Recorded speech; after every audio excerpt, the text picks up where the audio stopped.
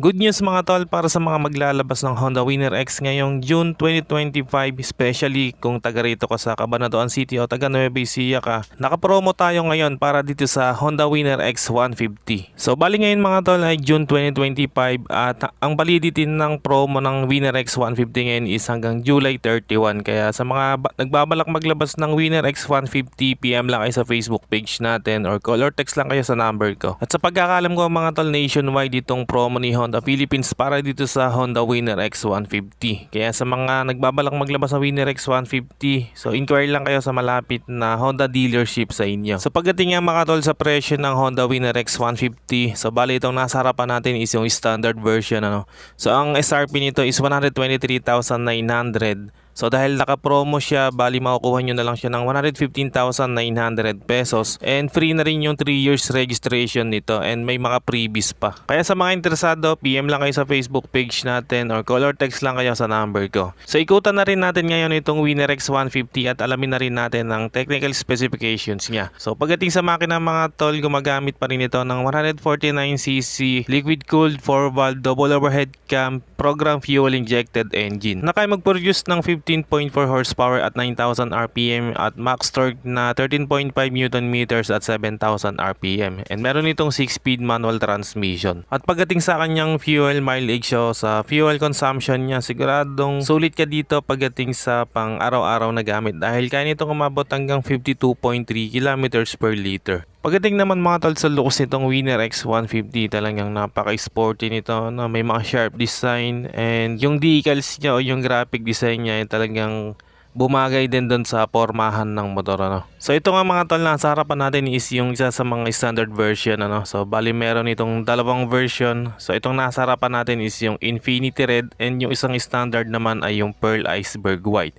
And meron pa tayong dalawang variant, yung ABS Premium at yung ABS Racing. Okay mga tol, mula nga dito sa front end natin sa cover ng handlebar. So dito pa lang talagang napaka-stylish na. Natapos dun sa gitna, dun sa loob no, nandun nakapwesto yung pinakabusina niya. And meron siyang parang honeycomb design dun. Tapos meron siyang maliit na wind visor dito na smoke yung finish. And pagdating naman sa part na to mga tol, so talagang napaka-sharp ng datingan niya dito no. And meron siyang decals dito ng Honda, yung pinaka-brand. Tapos pagdating naman dito sa mismong headlight natin, talagang napaka-sharp ng design, napaka-sporty.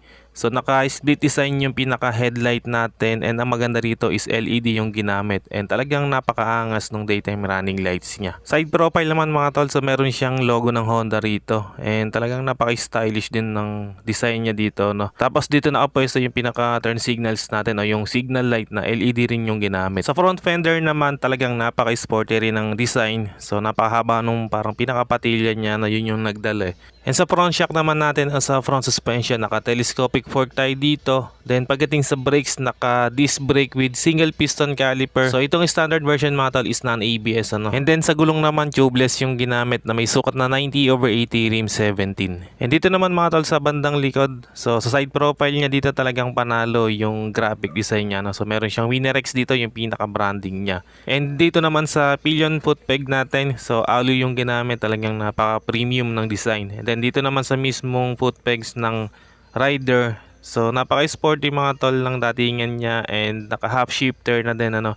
So speaking of shifter mga tol, sa transmission nito, so yun nga, meron siyang 6-speed manual transmission and meron na rin itong assist and sleeper clutch. Pagdating dito sa taillight natin mga tol, very sporty ng design at talagang napaka-pointed ano. And ang maganda nga dito is LED na rin ang ginamit dito, ganun din sa mga signal lights natin. Suspension natin mga tol, dito sa likod naka monoshock tayo, then sa brakes naman syempre disc brake din ang ginamit dito. And sa gulong naman may sukat itong 120/70 rim 17. So malapad na rin yung gulong natin dito. Dumako naman tayo mga tol dito sa cockpit niya. Sa meter panel, naka fully digital meter panel na tayo and talagang napaka-stylish ano. Very premium ng design. And sa mga button naman natin, meron tayo dito sa kanan yung electric push start. And dito naman sa kabila yung high and low beam.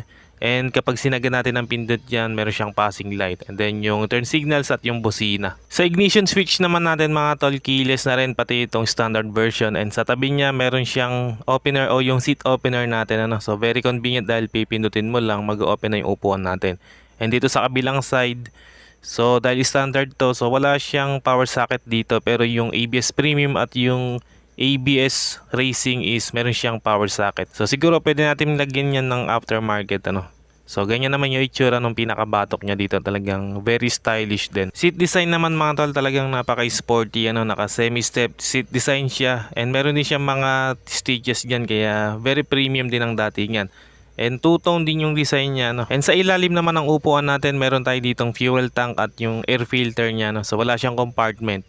So speaking of fuel tank mga tol, meron itong sukat na 4.5 liters fuel tank capacity. And other features mga tol para dito sa standard version. So meron siyang bank angle sensor ano. So halimbawa nag-banking tayo tapos nag-exceed ng 70 degrees, so mamamatay na yung makina niya. O kaya kapag sumemplang tayo sa hindi inaasahan, automatic din mamamatay yung makina niya. For safety purposes na din. Dimension naman mga tol pagdating sa seat height nito. So Pinoy friendly pa rin na may sukat itong 795mm, tapos yung ground clearance niya 151mm.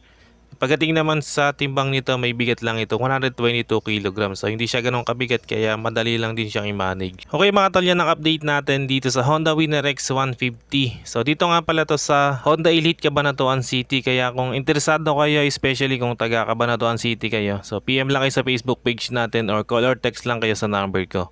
So hanggang dito na lang muna mga tol, kung umabot kayo sa part ng video na to, and sa mga solid viewers natin, maraming salamat mga tol sa panonood. At kung bago ka lang sa channel na to, wag na magkatubili pang mag-subscribe at paki-on na rin ang notification bell para ma-notify ka pag may bago tayong upload. Meron din tayong Facebook page, paki-like and follow na rin. Maraming salamat mga tol, always ride safe and God bless.